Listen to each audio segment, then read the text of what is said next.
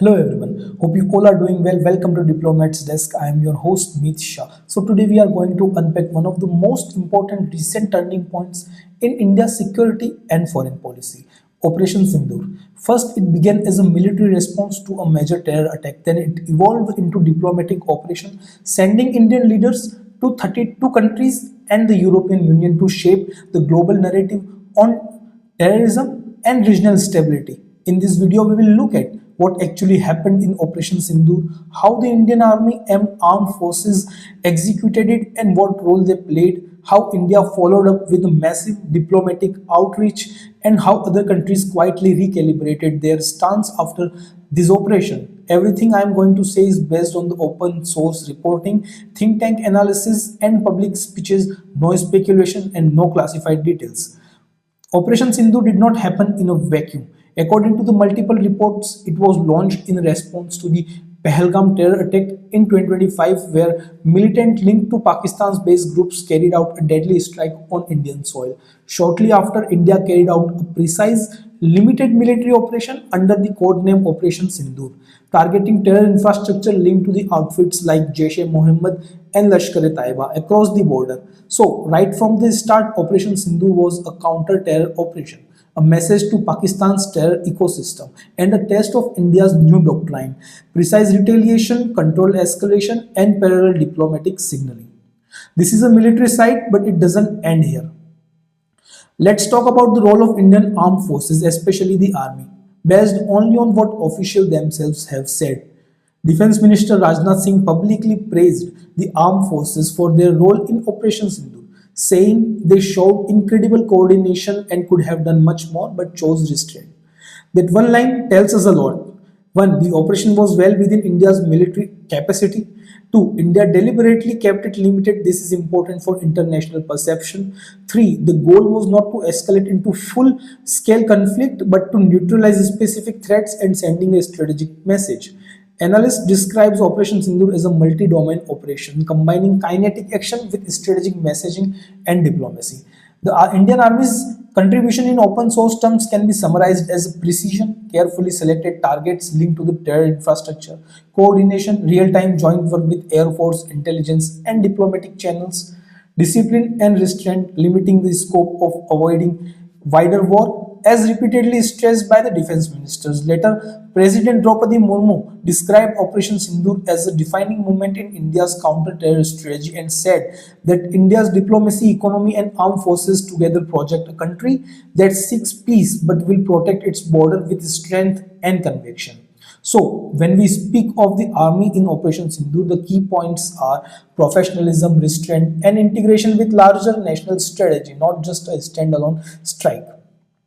Now, here is a layer many people miss, but which is crucial for understanding the diplomatic depth behind Operation Sindoor. Several analyses, particularly one in ET government and academic work in international journals, argue that after the Pahalgam attack and Operation Sindoor, India's decision to suspend aspect of the Indus Water Treaty signaled a transformation in its water diplomacy towards Pakistan.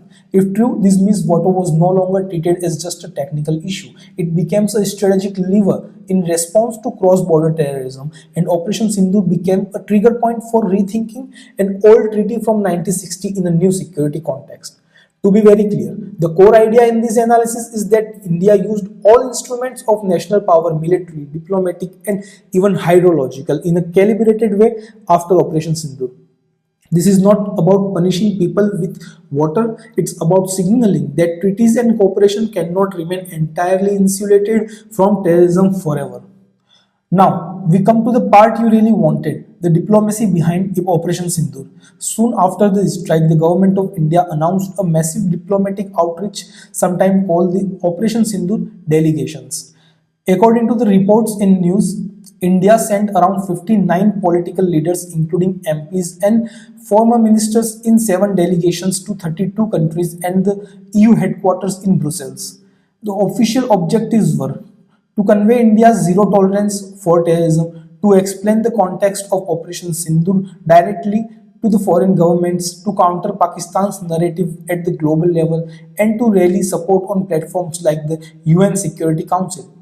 This diplomatic phase is crucial because it shows the operation was never just about the strike, it was about the story told after the strike.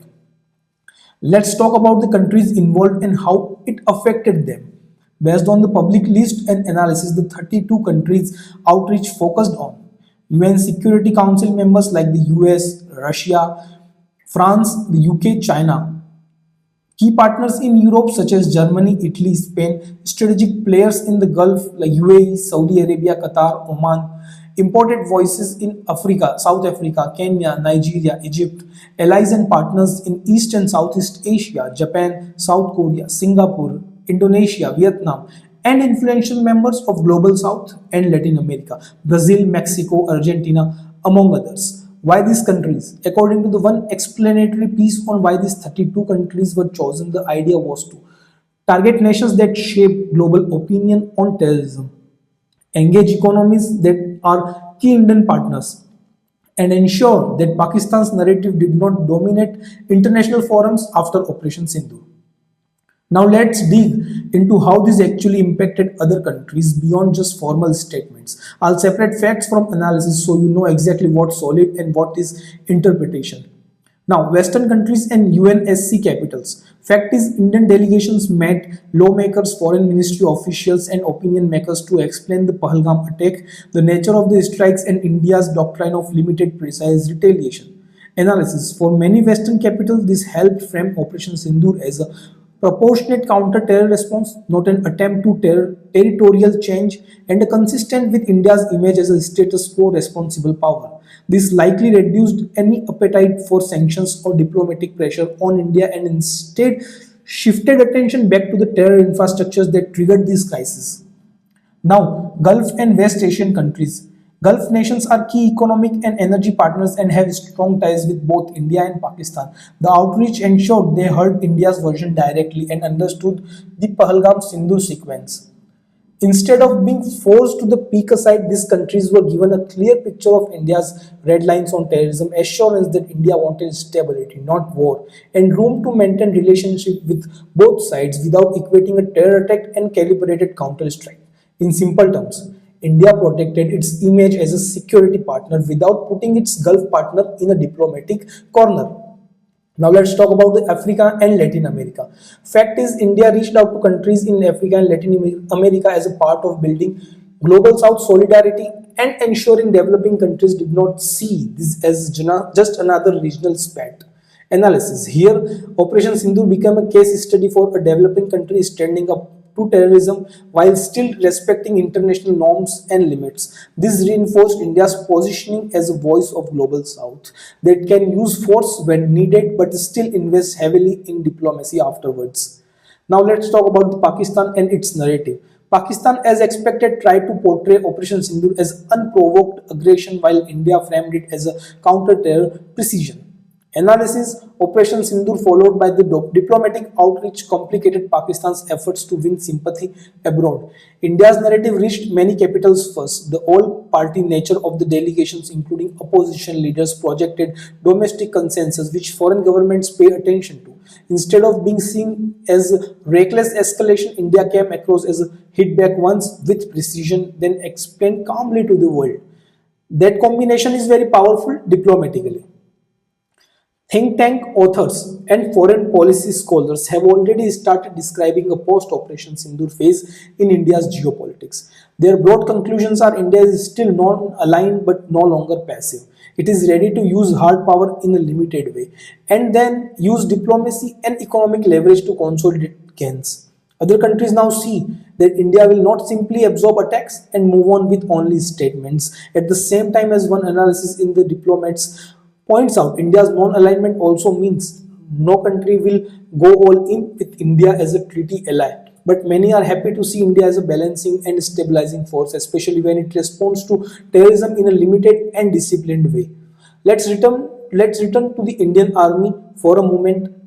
When Defense Minister Rajnath Singh says we could have done much more in Operation Sindoor but chose restraint, that line is not just for a domestic audience. It is a signal to the international community. India's armed forces are capable of wide-scale operations, but India's political leadership and military command are committed to controlled proportionate action. And when the president calls Operation Sindoor a defining moment that combines diplomacy, economy, and armed forces, that's basically a textbook example of integrated national power. So the army's role here is twofold: on the ground, executing a precise operation; in the narrative, symbolizing discipline and deterrence, which strengthens India's diplomatic arguments after the fact. Putting it all together, a terror attack in Pahalgam, a precise limited military response under Operation Sindoor, possible shifts in water diplomacy and the Indus Waters Framework, a massive global outreach, 59 leaders, 32 countries, and European Union, and a carefully crafted narrative of strength with restraint. Other countries saw a new pattern: India will hit back, then explain itself clearly and anchor that action in international language, counter terrorism proportionally and stability. For students of diplomacy, defense, or international relations, Operation Sindoor is going to be the case study in integrated strategy for a long time. Thank you for watching this one. See you in the next one. Jai Hind.